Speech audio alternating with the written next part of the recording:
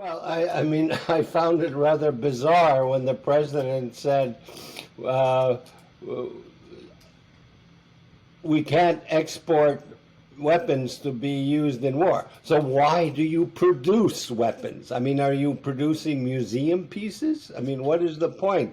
We do not export weapons for use in war. Well, shut down your weapons industry. They just made themselves look ridiculous. Well, let's face it, it's very easy to be neutral when you're completely surrounded by NATO.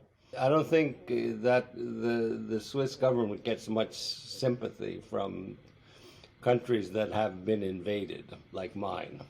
Estonia was a neutral country, and it was in 1939, 1940, declared neutral country, and it was invaded first by the Russians, then by the Nazis, and then once again by the Russians.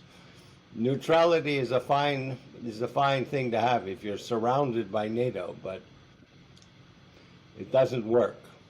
What we see in Europe is a division between countries that have experienced Soviet occupation and those that have not. You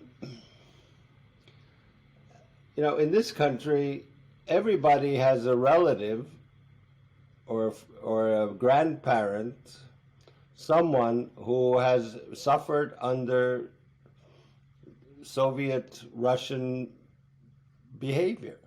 I mean, people call the Estonian Prime Minister Kaja Kallas a hawk. Well, yes, her mother was 6 months old when she was deported in a cattle cart to Siberia and was in Siberia until she was 7, and only then came back to Estonia and was not allowed back to where she was deported from. So we have experience, and this kind of the haughty, patronizing attitude of people who have never gone through this, telling us that we don't know how to deal with Russia, is obnoxious. It's disgusting. We're in a war. I mean, we all make sacrifices in a war.